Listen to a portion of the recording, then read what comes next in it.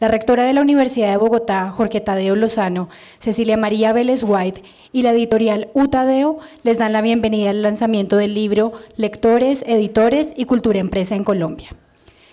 Esta tarde nos acompaña José Diego González, coordinador de publicaciones del CERLALC y 3 de los editores académicos del libro Lectores, Editores y Cultura Impresa en Colombia.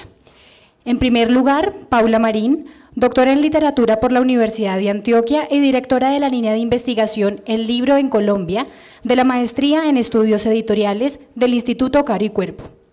En segundo lugar, Miguel Pineda, comunicador social con énfasis editorial de la Pontificia Universidad Javeriana de Bogotá e investigador independiente en historia de la edición en Colombia.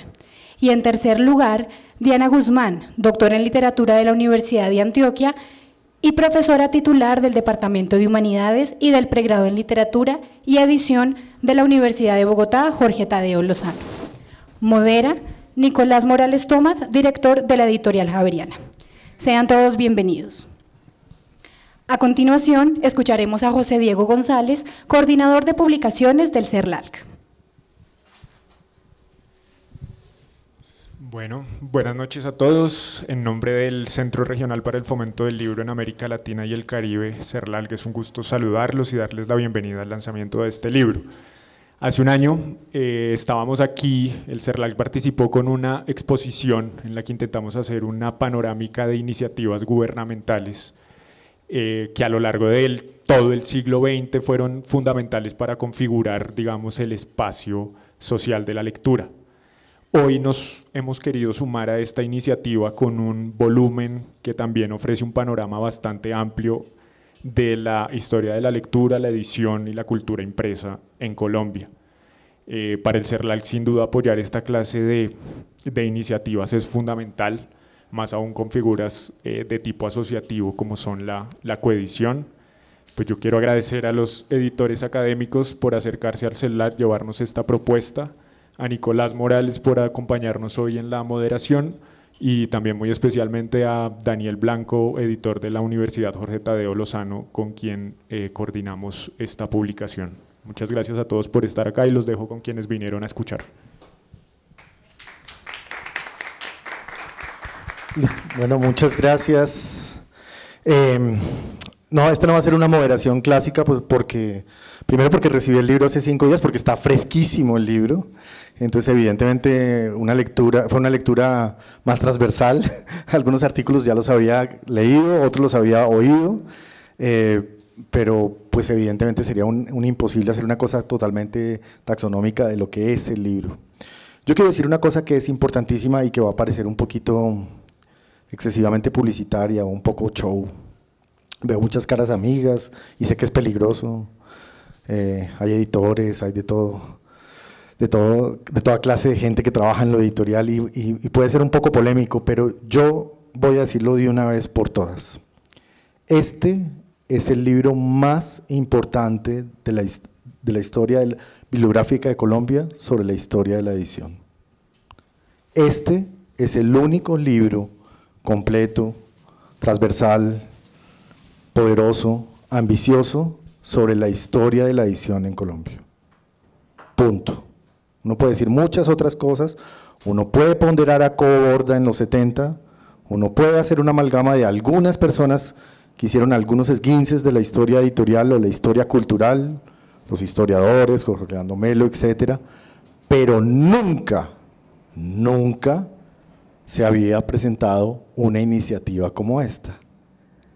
Lo que es en primer lugar paradójico, porque si observamos la mayoría de los artículos que están en esta compilación, esta es una compilación de unos, ¿cuántos artículos hay?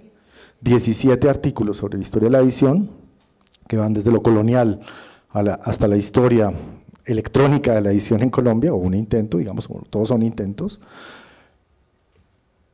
La mayoría de los textos podrían tener 5, 6, de pronto hasta una década de génesis de investigación, pero nunca nadie los había compilado. Y eso es lo extraordinario, y felicito evidentemente al CERLALC y al Atadeo hacer este libro. Yo estoy súper celoso, este libro me hubiera gustado editarlo y me hubiera gustado que estuviera en la colección de la Javeriana, como seguramente muchos de mis colegas, porque es absolutamente importante este libro. Llevo 5 noches leyendo pedazos y decía, por fin hay explicaciones consistentes de muchos de los periodos de la historia cultural de Colombia, lo voy a poner así en una amalgama gigante, que no teníamos claro. Y sin embargo yo sabía de algunos investigadores que estaban trabajando en muchos de los temas que se estaban abordando, digamos, en el libro. No es un libro totalmente sorprendente en ese sentido, y ahorita vamos a hablar un poco de eso, pero es un libro increíble. Miren, la mediocridad que estaba escrita sobre la edición y la historia de la edición en Colombia no tiene límite. Y si he mencionado a Cobo Borda es porque, bueno, él tuvo el valor de hacer algunos esguinces de historia y algunas otras personas, pero nadie había hecho un trabajo como este. Por supuesto, se necesitan 17 almas para hacer esto. No es un investigador con una historia de la edición, como podría ser Chartier, como podrían hacer algunos de los mexicanos, o como, ¿tú te recuerdas cómo se llamaba nuestra autora francesa que hizo una historia de la edición del siglo XX en Francia? Bueno, ese tipo de trabajos de un solo historiador que son asombrosos, gigantes, impresionantes, de todas maneras hoy tiene, digamos, el eco o el espejo en este libro, Lectores, Editores y Cultura Impresa en Colombia. Entonces mi primera reacción es absolutamente de felicitación, por fin ya hay algo sobre lo cual sostenerse, es que antes no había nada. Entre otras, porque antes estábamos enmarcados en una cosa que se llamaba historia de las ideas, entonces había… el boletín bibliográfico del Banco de la República tenía muchos boletines que tocaban tangencialmente algunos de los aspectos que están en este libro, pero eran una historia de las ideas. Un segundo aspecto es que estábamos en algunas, digamos, algunas secciones de la historia, estábamos en las secciones de historia gráfica, como si la historia del libro fueran solo la materialidad del libro, que es muy importante, y aquí también hay muchos esbozos de eso, pero no es lo único. Y entonces había unas cosas, ¿no?, importantes sobre diseñadores gráficos, y inclusive yo diría que había mucho más madurez y reflexión sobre el diseño gráfico en Colombia, ligado un poco al diseño publicitario, que sobre la misma edición. Es decir, los editores eran casi inexistentes en ese trabajo. Teníamos entonces a Marta Granados, David Consuegra, grandes diseñadores de lo editorial, y casi que había una historia ahí, ¿no? Pero no había una historia completa de la edición. Y tercero, una historia de lo industrial, una historia de lo industrial que pasaba por la historia de las imprentas, pero que tampoco estaba muy bien desarrollada, más bien era pobre. Como si los propios sectores industriales, digamos, no hubieran desarrollado en sí mismos una historia de su gremio, y lo que hay en Handigraph es de una pobreza impresionante sobre la historia. Este libro resuelve esas 3 cosas de una manera muy grande, y soluciona, digamos, unas preguntas que teníamos muchas de las personas que trabajábamos en la edición, pero también de historiadores que tendían a pensar que este no es un campo autónomo de ideas, digamos, en relación a la edición en sí misma, sino que dependíamos de otras cosas, de la historia cultural, que por supuesto estaba por ahí, y de todo lo que acabo de decir. Entonces mi primera reacción es casi un poco demasiado talibán, en el sentido de felicitar esta iniciativa, que yo sé que está muy anclada por aquí a mi izquierda, en el sentido de la construcción de una pequeña Biblia. Cierto, cuando se lee y se van a dar cuenta ustedes, una primera Biblia. Porque, y esa es la segunda hipótesis de trabajo, y voy a soltar un poco ya el micrófono, la segunda cosa es que yo siento que acá estamos en relación casi a un fascículo de la historia de la edición, porque si cogemos cada uno de los temas, digamos, hay temas muy importantes desde lo colonial, van atravesado, hicieron una división cronológica, pero también temática, que también es un poquito, puede ser un poco polémica, ¿no?, porque todo está atravesado por todo, y a veces me parecía que los títulos de los distintos apartes respondían también a otros pero lo importante es que está cronológica, ¿no? Arrancamos en lo colonial y terminamos con el libro electrónico, pero que me parece que tiene como una virtud, es que intenta de todas maneras tomar las esencias de cada uno de los periodos, a través de temas absolutamente distintos, como pueden ser colecciones, o historia de librerías, o historia de editores, o historia de sellos editoriales, ¿no?, o que está muy atravesado también el rol del Estado, que me parece que es como uno de los puntos focales de todo el libro. En todo el libro, desde el comienzo hasta el final, hay una reflexión sobre el Estado, bien sea el Estado en general, cuando se editaba la Gaceta con los decretos, ¿no?, o bien sea el Estado con nuestro lindo Ministerio de Cultura y sus políticas de favorecimiento y fomento de la edición, o más bien de la lectura y de ese tipo de cosas. Entonces, primera pregunta, ¿a quién se le ocurrió esto y por qué?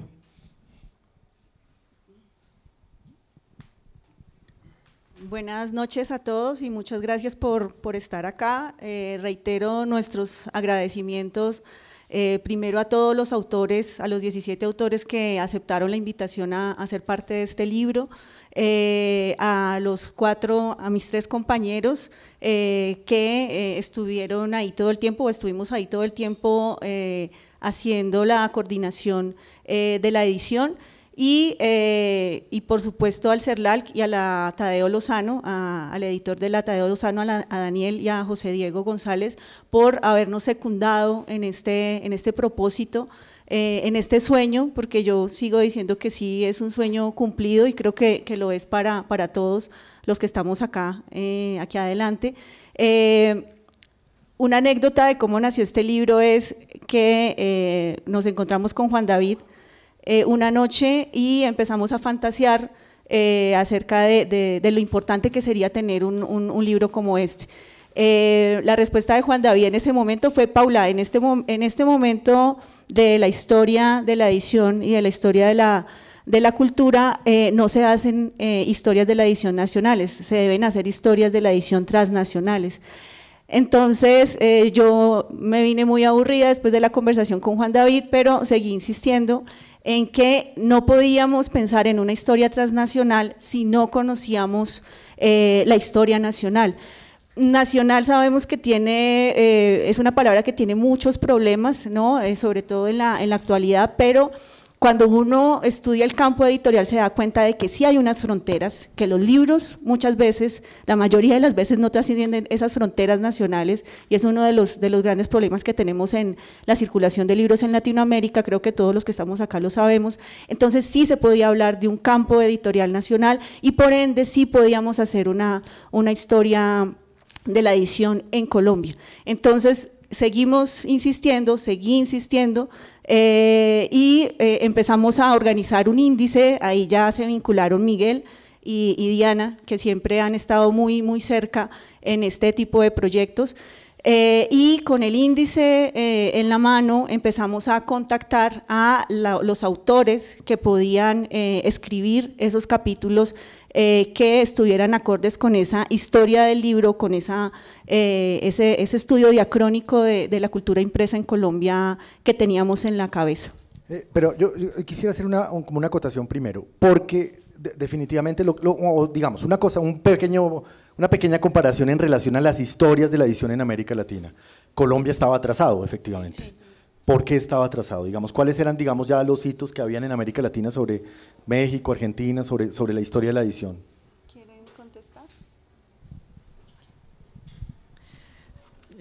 Bueno, para todos también buenas noches. Bueno, yo creo, Nico, que fundamentalmente nos dimos cuenta… Me dice Nico porque fue editor mío, un año, renunció, lo odié toda la vida y ahora trabaja para otro sello editorial que no voy a nombrar. Gracias, Nico.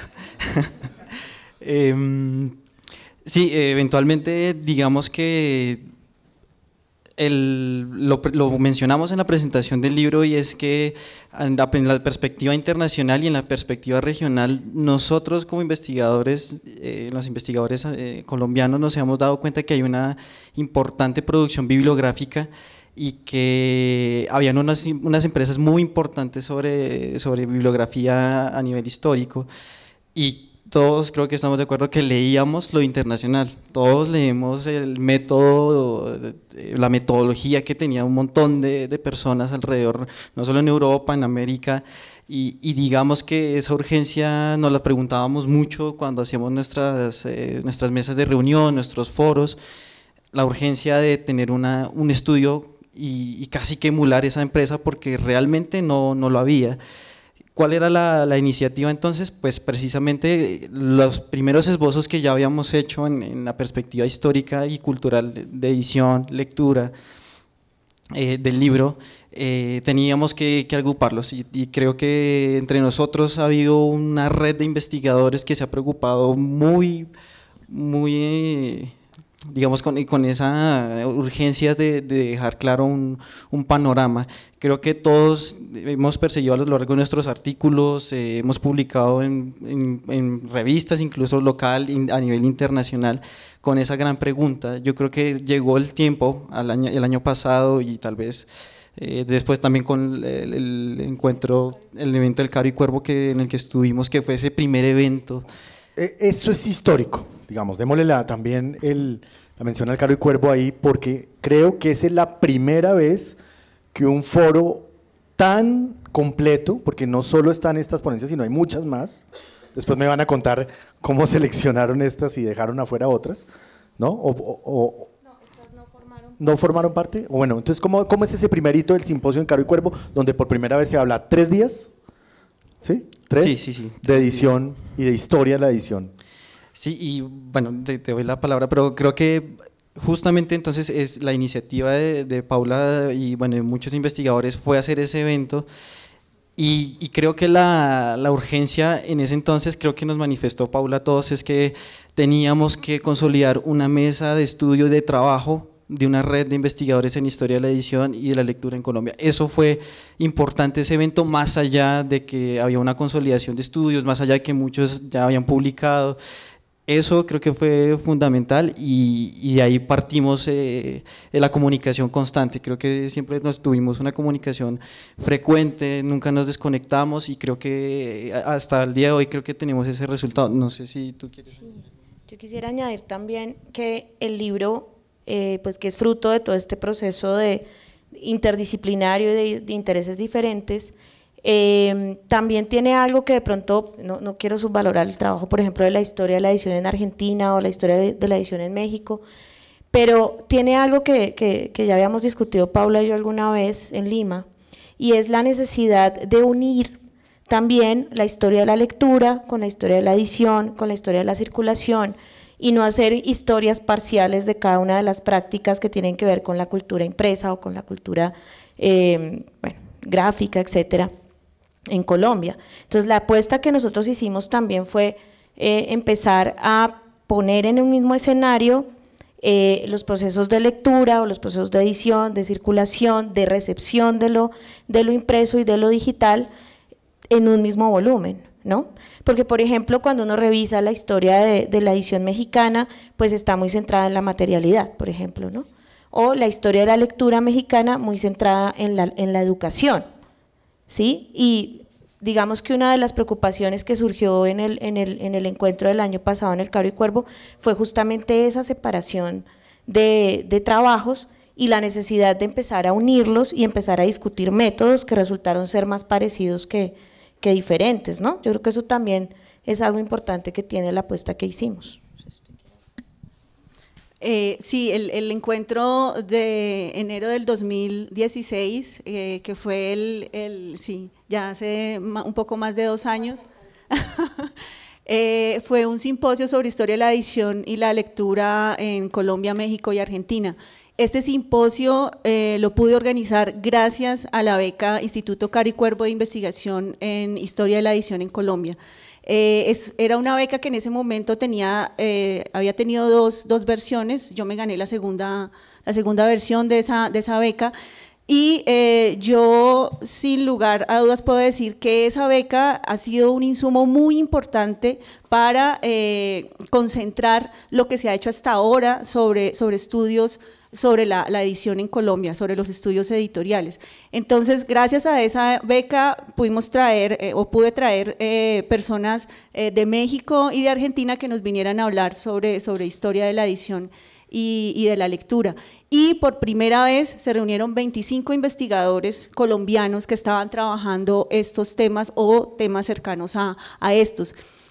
Ahorita me reía mientras Miguel decía que seguíamos en contacto porque precisamente en ese evento queríamos crear una red y pues en este momento pues creo que creer en redes pues no es muy fácil porque pues en los eventos uno se ve, goza con el otro, se promete que se va a escribir pero nunca lo hace y en este caso la red ha seguido funcionando a través de los correos electrónicos como circulación de información.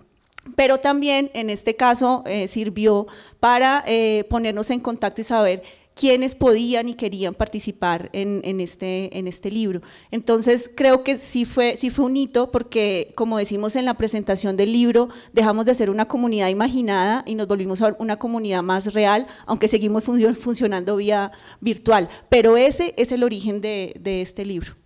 Muy bien. Paremos un poquito lo metodológico, ya entendimos la expresión, de dónde vino, cómo llegó, bueno, no sé cómo habrán hecho para la cofinanciación, aunque bueno, están en dos entidades muy grandes, CERLAL, que evidentemente, etcétera. Quiero un poquito más ya nociones de contenido, y quiero que ustedes tres, casi como una previa a un quiz, me den un poco más de ideas sobre lo que va a encontrar el lector en este libro. Ustedes hacen una subdivisión de capítulos que es una subdivisión que yo decía mismo que podía aplicarse para, digamos que es un poco polémica, pero me gusta, que es la de 1, antes de la llegada de la imprenta, son ahí 3 artículos, 2, construcción estatal, impresos y agentes del libro, fíjense que funciona para todos, que ahí hay unos 5 artículos, después especialización y dinamización del espacio editorial, que es también muy importante, con 5, y un estado actual de la edición, que es evidentemente el único título que no resiste pasarse para los otros, con 3 artículos, uno de Margarita Valencia, Catalina Holguini y Martín Gómez, creo que vi por ahí a Margarita. Entonces, ¿qué va a encontrar o digamos, más bien, el caso colombiano, si estuvieran ustedes en una entrevista de Caracol, 3 minutos, ¿qué especificidades da frente, digamos, tú das algunas nociones de la relación frente a otras historias editoriales, digamos, otras historias de la edición en América Latina? ¿Cuáles son las particularidades del caso, digamos, colombiano? Y me parece que Miguel podría resumir el comienzo. Bueno, creo que están bien repartidos entre las secciones, sin que sea exhaustivo, Miguel, porque tienes menos de 2 minutos y medio. Bueno, sí, digamos que cuando también surgió la idea y que planteamos el índice con los demás editores, dijimos, bueno, evidentemente una historia cultural en la que, digamos, nos estamos inscribiendo de forma general, pues tiene que tener en cuenta realmente, digamos, la complejidad que tenía en su idea, en su esencia, la circulación de las ideas, la circulación de los impresos, y creo que a partir de esa preocupación dijimos, bueno, el siglo XVI, que ha sido trabajado particularmente, por ejemplo, por el primer escritor del artículo, que es Álvaro Garzón, y bueno, y ahí había un montón de más de desarrollos. Creo que fue fundamental también darle espacio principalmente a la circulación de varias materialidades que ya estaban circulando en el siglo XVI a nivel continental. Casi que la gran contribución de este volumen, digo, es que los conceptos de transferencia cultural y de la divulgación del conocimiento en cierta medida a través de ciertas materialidades es un eje transversal a lo largo de todo el libro. Todo el libro es fundamental porque a partir incluso desde el siglo XVI y digamos la academia un poco ha enfatizado en la idea de que las materialidades, los manuscritos del siglo XVI pues circularon de manera restringida, limitada y muy pocos. Pero en este libro, con estos artículos, los 3 primeros artículos de la primera parte, antes de la llegada a la imprenta, nos damos cuenta que hay una circulación muy importante y que hay una socialización de ciertos textos, hay una relación de la sociedad y algunos actores de esa sociedad, el clero,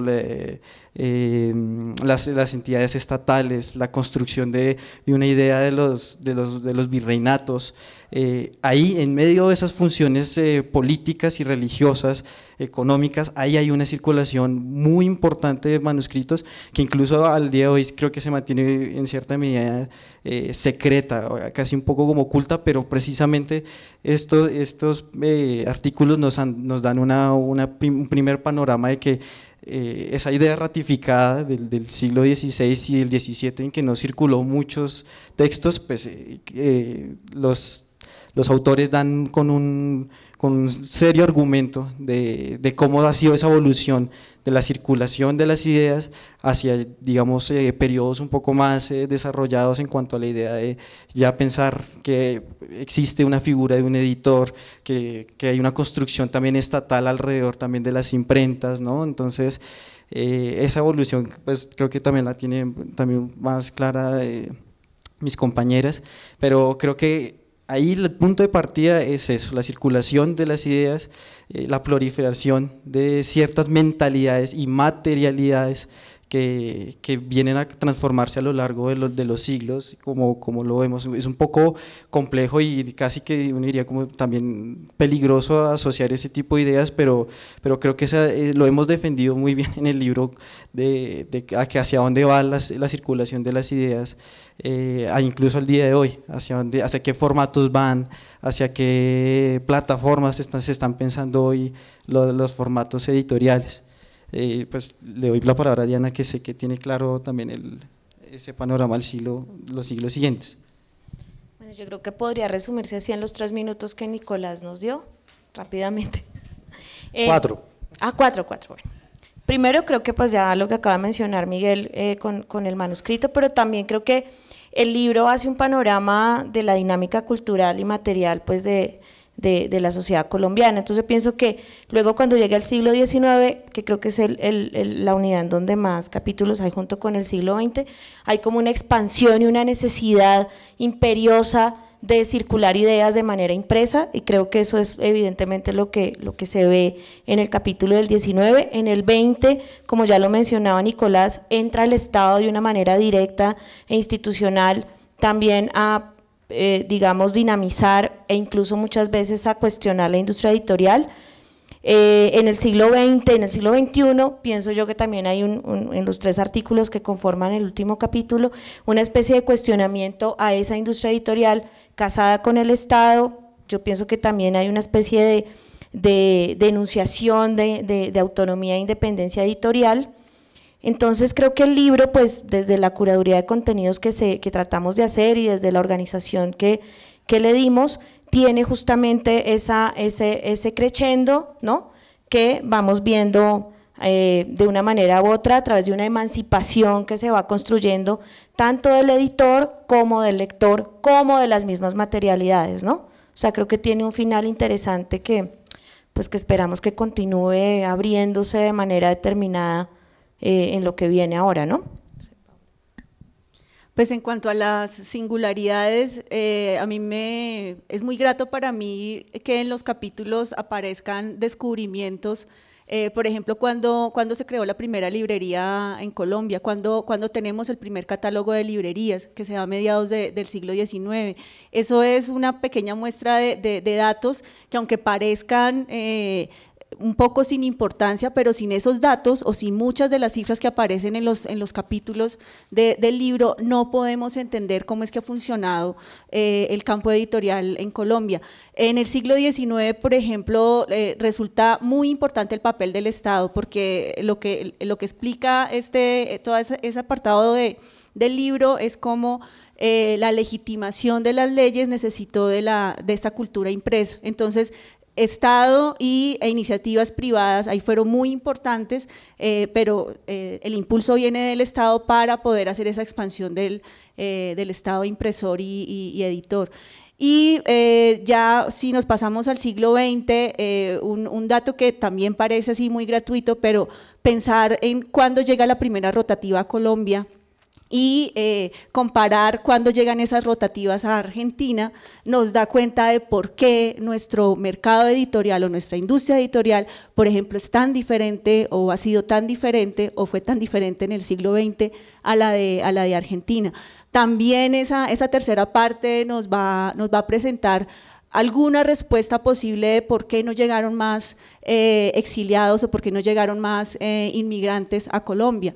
En el libro se presenta el caso de uno de esos inmigrantes españoles, el caso de Clemente Airó, pero también da puntadas de por qué no llegaron más, ¿no? Y tiene que ver con las políticas del gobierno en ese momento frente a lo que estaba pasando en España. Y ya para dar otra puntada de lo que van a encontrar en el libro al final, en esa última parte, pues se cuestiona mucho, por ejemplo, en el caso del capítulo de la edición electrónica, esos porcentajes, ¿no?, que arroja como resultados cuántos libros electrónicos se están consumiendo en Colombia. Y no solamente en la edición electrónica, sino en la edición en general, cómo es de importante hacer investigaciones que desglosen esos porcentajes y esos números, esas cifras que pues pueden ser hiperbólicas, pero solamente con el desglose de los títulos o de esas cifras vamos a entender realmente cómo funciona la industria editorial en el país. Yo quisiera sumar otra cosa, y es también que el libro contempla el acceso a lo escrito. Digamos ahí, bueno, está el artículo de Patricia, el capítulo de Patricia, un poco el mío, sobre las políticas de acceso a la letra, de alfabetización, de enseñanza, las leyes de educación, porque bueno, el mundo editorial, el mundo impreso, pero también cuál es el acceso y cuáles son los imaginarios que se van tejiendo alrededor del uso de la letra en ciertos momentos de la historia colombiana. Creo que eso también es una peculiaridad importante y una pregunta que, pues, digamos, también ronda de manera transversal todo el libro. Perdón, ya la última cosita. Diana aquí es un poco modesta. Diana presenta un panorama muy amplio de la historia de la alfabetización en Colombia en esa segunda mitad del siglo XX. Que es muy bonito porque uno comienza leyendo ese artículo y dice, no va a hablar del libro, no va a hablar, y es nodal para la comprensión del desarrollo en esa época. Me gustó mucho ese artículo, qué pena. No, y es muy importante, o sea, lo que también decía Diana ahorita acerca de cómo una de las particularidades de cómo estamos abordando nosotros los estudios editoriales en Colombia es que no podemos dejar de lado los estudios sobre la lectura. En la mayoría de los países donde hemos hecho como el estado del arte, esas dos cosas siempre se separan, y nosotros como grupo de investigadores siempre hemos dicho, no, eso no se puede separar. O sea, la circulación del libro y de las ideas va por la edición y va también por la lectura. Entonces, descubrir esas cifras alarmantes de analfabetismo en Colombia en la primera mitad del siglo XX nos hace entender por qué también nuestra industria editorial pues, no se puede comparar nunca, jamás con Argentina o con Chile o con Brasil, ni siquiera con México. Entonces, eso es parte de lo que van a encontrar en el libro. Y dos cositas más para seguirlos animando. También es muy importante entender dentro de esta historia de la edición cuándo empiezan a separarse realmente, pensar qué es imprimir y qué es editar como dos cosas diferentes, como dos sectores diferentes. Eso va a aparecer en la tercera parte del libro, en la segunda mitad del siglo XX, y cómo esa separación de funciones ha sido tan importante también para poder hablar hoy de editoriales independientes, pero también van a encontrar un artículo en donde se cuestiona lo que hoy podemos entender por independencia en la edición. Por supuesto, al leer digamos, esbozar el libro, uno se encuentra con investigadores que estaban trabajando desde hace mucho tiempo temas y trabajos, y los estaban poniendo en otras casillas, como el caso de María Piedad Quevedo, el mismo Robinson López, bueno, cosas que uno ya había leído y que estaban por ahí, y ustedes las amalgamaron. Digamos, tengo una pregunta, y es, evidentemente este es el primer tomo, no hay ninguna duda, entre otras porque lo contemporáneo es un poquito polémico, no porque los artículos son muy buenos, sino porque ustedes escogieron un poco al azar, digamos, no al azar, digamos, o escogieron por una curaduría que supongo que tiene unas reglas, que es también qué artículos llegaron, cuáles eran de buena calidad, supongo que hubo unos colgados, no vamos a dar los nombres, porque escogen, digamos, el caso de la edición independiente, que este es un artículo muy interesante de Margarita, el caso de la edición un poco electrónica, lo de exportación, pero uno podría decir, claro, me gustó mucho el artículo de Paula Andrea en el sentido de la explicación de la edición en Colombia 1970-1990, porque ahí había un bache histórico impresionante en Colombia, y era como unas historias de tercer mundo por ahí que uno tenía, y ¡pum!, llegaba rápido Random House, Mondadori y Planeta con un montón de ICBNs, ¿no? Y entre esos no había nada, y tú muestras cómo había un montón de cosas y muchas cosas estaban pasando. Es muy divertido, en el libro está totalmente graficado con unas gráficas muy chéveres, ver quiénes producían los ICBNs a finales de los 90 en Colombia y compararlos con los de hoy. Eso es muy divertido, perdón, pues, o por lo menos para un editor, ¿cierto? Y yo creo que eso es muy interesante. La pregunta es, si este es el primer tomo, porque es el primer tomo, ¿cierto? Tendrán evidentemente que conseguir personas, digamos, un poco lo que quiero decir, y con esto termino y doy la palabra al coro, es esto, digamos, cómo poder construir una completa edición de Colombia. Si yo cojo en lo contemporáneo, digamos el caso de Oveja Negra y La Carreta, que es muy importante, esas 12 editoriales son principales, y hablábamos un poco afuera de por qué se habla tan poquito de Cataraín en Colombia. Evidentemente es por el caso García Márquez y la piratería, pero yo creo que este país está en mora de hacerle un homenaje a Cataraín. Y está acá muy bien explicado, digamos, por Santiago, pero yo lo que quiero decir es, por dicho, en otras palabras me enredé, ¿cómo van a construir el segundo, tercero? ¿Ya tienen materiales? Esto es una invitación para que otros investigadores que están trabajando el tema se puedan articular. ¿Cómo va esta perspectiva? Y después soltamos un poquito las preguntas del público, que seguro que tienen bastantes preguntas. Bueno, yo creo que hay una cosa que también deviene de todo este esfuerzo de personas también como Margarita, que han trabajado hace mucho tiempo en esto, y es que la universidad, la academia también entró, digamos, a apostarle muy fuerte a la formación de editores. Es el caso del Caro y Cuervo con la maestría pues, que coordina Paula, el pregrado que abrimos en la Tadeo hace un año de literatura y edición, para que hay estudiantes del pregrado y de la maestría.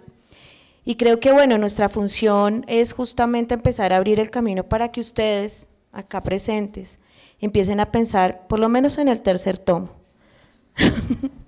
que acaba Nicolás. O sea, el segundo ya está lleno. ¿Cómo? El segundo ya tiene autores. El segundo, yo creo que sí, ¿no? Yo creo que sí. Pues incluso, porque había muchas ponencias en el foro de Caro que no estaban acá. Claro, no, y de hecho en julio pues vamos a tener la segunda versión entre el Caro, el Cuervo y la Jorge Tadeo Lozano, y recibimos, o sea, pues Paula y bueno, el comité académico, pues estábamos sorprendidos porque 100 ponencias, pues yo sé que de pronto Dios mío.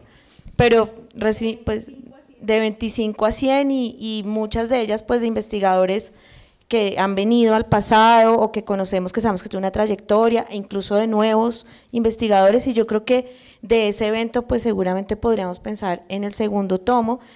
Ya de pronto ahí ya estamos muy ancianos, cansados, vienen los estudiantes de la Tadeo, el Caro y Cuervo a llenar el tercero, creo yo, ¿no? Bueno, voy a abrir un poco las preguntas, solo quiero decir dos cosas finales. Entonces, la era Cobo Borda ha terminado, hoy lo decretamos así, con todo respeto al maestro, que evidentemente merece nuestro respeto porque contribuyó a muchas cosas, pero era lo único que había. Cuando uno cogía historia de la edición en cursos que yo tenía, yo dicto edición en la Javeriana, me tocaba poner ese articulito y me daba pena. Entonces, no, miren, hay muchas más cosas, les voy a contar un par más, pero pues ahí está lo esencial, ya no. Digamos, el libro tiene una profundísima falla, me da pena con los editores, no tiene nada de la edición más importante, que es la universitaria. Mentiras, bueno, no. Eso también quería contribuir, aparte de lo que han dicho mis compañeras, es justamente que hay un espacio una provocación, por supuesto. Nosotros lo planteamos inicialmente y nosotros… No importa, Miguel, después hicimos la invitación, por ejemplo, a Juan Felipe Córdoba. Y no escribió nada. Pues no, lo haremos, estamos en mora. Sé que tenía otros compromisos y no pudo comprometerse esta vez, pero sí está puesto, Nico, la idea principalmente de la edición académica y universitaria en Colombia, que creo que eso también es una gran deuda, y lo que tú dices también un gran bache que está ahí entre los 80, los 90, que también hay que registrar, incluso durante mi investigación, porque yo me concentré un poco en las colecciones colombianas del siglo XIX y XX, sí. Yo encontré cosas de una de las primeras colecciones hechas por la Universidad Nacional, de largo aliento, que se registra casi como en los 40, en los 50, y incluso hay otras publicaciones antes de la Nacional, y creo que eso tiene una validez muy importante para seguir estudiando. Y yo creo que hay 2000 temas que trabajar, o sea, hay mucho que tela por cortar, y los felicito por eso. Tenemos 12 minutos para las preguntas del público, están frente a los editores del primer trabajo más importante que hay sobre la historia de la edición en Colombia. Por favor, adelante. Una pregunta por allá. ¿Quién nos va a ayudar con el micrófono? ¿Ustedes no? ¿No? Ya te van a pasar un micrófono.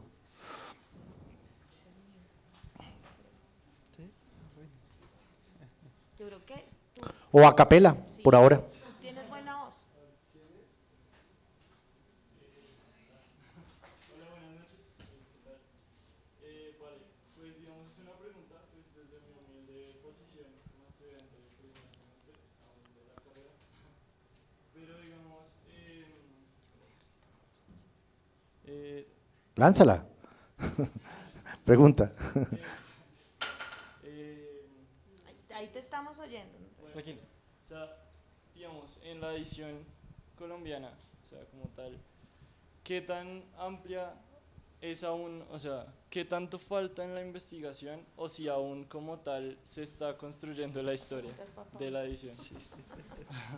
Sí, todavía se está construyendo, es decir, sabemos que nunca partimos de la nada, es decir, cuando todos los aquí presentes y los autores que andan también entre el público empezamos a hacer esta investigación sobre el mundo editorial, sobre el mundo de la lectura, sobre la circulación de los impresos, el primer miedo es no hay nada. Y cuando empezamos a revisar, sí hay, o sea, siempre hay algo. Los primeros trabajos sobre estos temas se enmarcan en los inventarios, es decir, en los listados, en hacer una especie de cronologías o de inventarios sobre lo que hay, por ejemplo, sobre bibliotecas o lo que se había impreso, por ejemplo, en la imprenta real, que fue el trabajo de Álvaro Garzón, muy famoso y un referente insoslayable en este momento para cualquiera que estudie la historia de la edición en Colombia. Entonces teníamos eso, teníamos inventarios, pero poco a poco se ha ido pasando a lo que hoy conocemos como la historia cultural. Y uno de los grandes impulsores de que esta historia de la edición y de la lectura en Colombia haya hecho ese paso de lo cuantitativo a lo cualitativo es Renan Silva, sí, que es un historiador. Eso también es muy bello, me parece a mí muy interesante lo que está pasando en este momento con los estudios editoriales, es que si en un principio fueron los historiadores los que se encargaron de hacer como esos primeros avances en estos estudios editoriales y sobre la lectura, poco a poco nos hemos ido vinculando otros profesionales de otras carreras, ¿no? de otros ámbitos. Por ejemplo, la literatura, la comunicación social, la sociología, el diseño gráfico, la antropología, es decir, hay una cantidad de profesionales que necesitamos para entender todos los aspectos económicos, tecnológicos, técnicos y culturales, literarios, sociológicos, que están presentes en este tipo de estudios. Entonces, hace falta muchísimo. No tenemos todavía una historia completa de las librerías en Colombia, ¿no? Necesitamos urgentemente recopilar los catálogos de las librerías, recopilar y de las editoriales. Entonces, si alguien conoce catálogos de editoriales, los recibimos con mucha emoción. No tenemos archivos, ¿sí? Países, por ejemplo, como Francia, como España, tienen unas bibliotecas, unos archivos especializados. Por cierto, eso es un llamado que hace el libro muy interesante, de construir una cosa como la Fundación Fílmica, pero para el libro, como una recopilación. Me parece que de pronto CERLAL podría ser. ¿Está feliz, Marian? Sí quiere hacerlo. Sí, entonces eso, por ejemplo, es una falta que tenemos, ¿no? Hay una fatalidad con los archivos de las editoriales, es que pues se botan. Siempre que uno va a preguntar, ¿y dónde están los archivos? No, pues los botamos. Entonces, esto es una tragedia para los investigadores. Entonces, el llamado ahora a ustedes, ¿sí? Como estudiantes, como nuevos investigadores, es que empiecen a recopilar esos archivos, empiecen a sembrar la conciencia de lo importante que es conservar los archivos para seguir haciendo una historia de la edición y de la lectura en Colombia.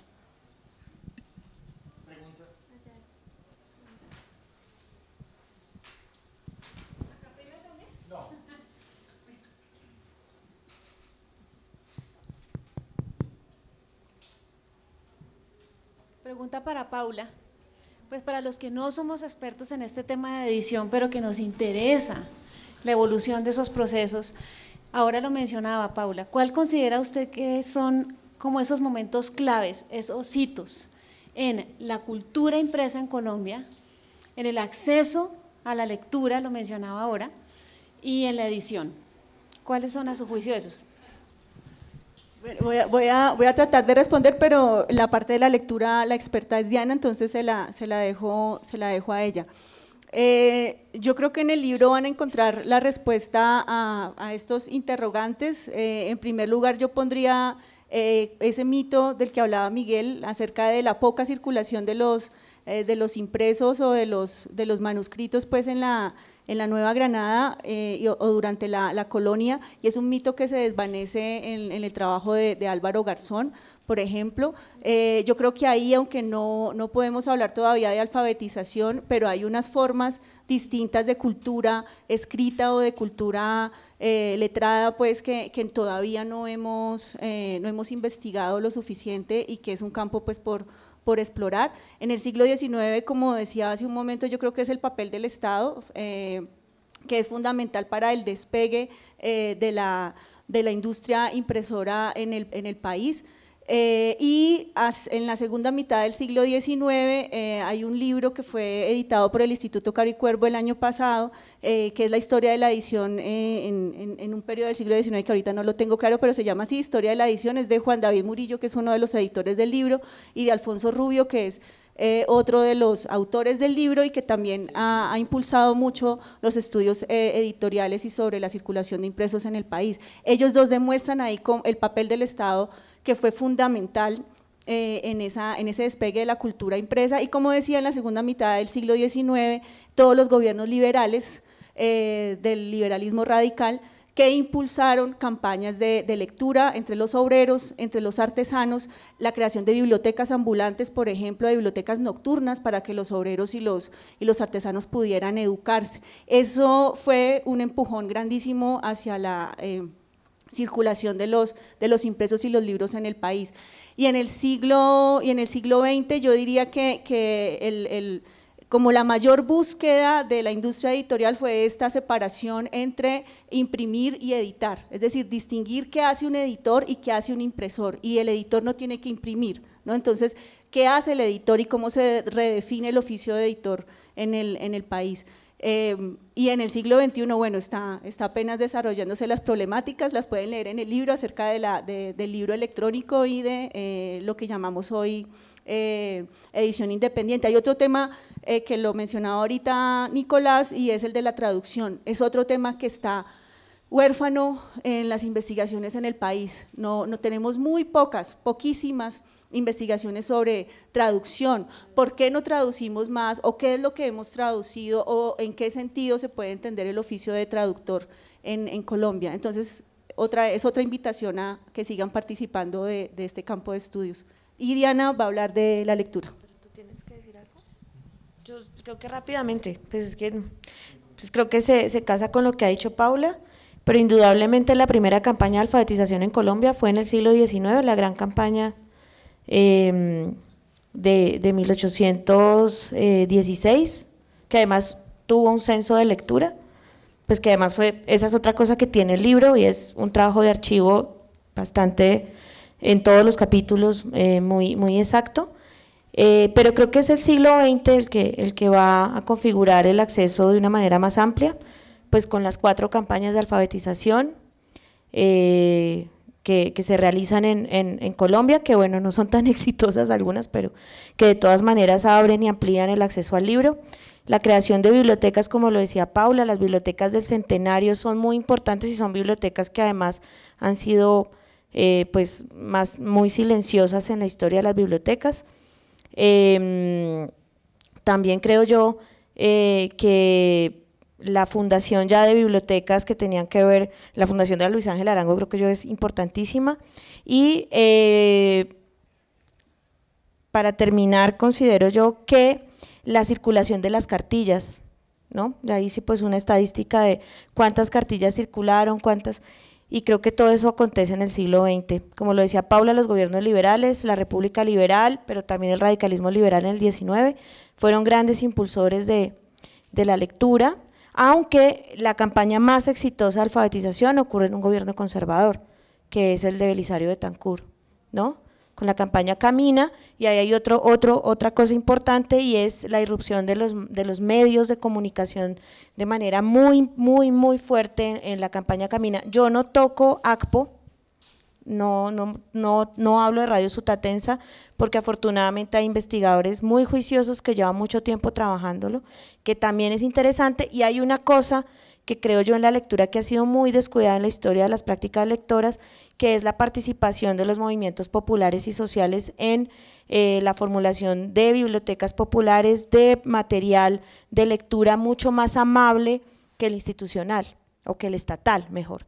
Entonces, ese también es un asunto importante. Más que hitos, yo pensaría que son como momentos y dinámicas en donde el Estado ha estado, pero también en donde el Estado se ha retirado, pues por X o Y razón, y la comunidad entra a apropiarse de esos momentos, ¿no? Yo creo que eso también es importante. Yo creo que el libro tiene una línea política interesante que también hay que escarbar, pues con lupa.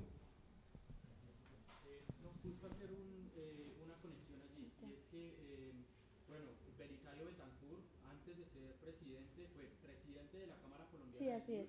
Sí. Y fundador de Tercer Mundo Editores. Así es, ¿cierto? tenía toda la… digamos, entre la fundación de Tercer Mundo y la presidencia de Belisario editan casi 300 libros. Entonces, ahí hay una conexión de por qué es que tiene mayor éxito en un gobierno conservador. O bueno, incluso la calidad de los materiales de, por ejemplo, de la campaña Simón Bolívar, que es la de Turbay, a la campaña de Camina es una cosa abismal. O sea, ahí hay mano de editores en esas cartillas, lo que no pasa en Simón Bolívar, ¿no? Por ejemplo. Sí. Creo que ya nos toca cortar. Yo creo que las otras preguntas afuera, nos están sacando. Oigan, gracias y Daniel, felicitaciones por la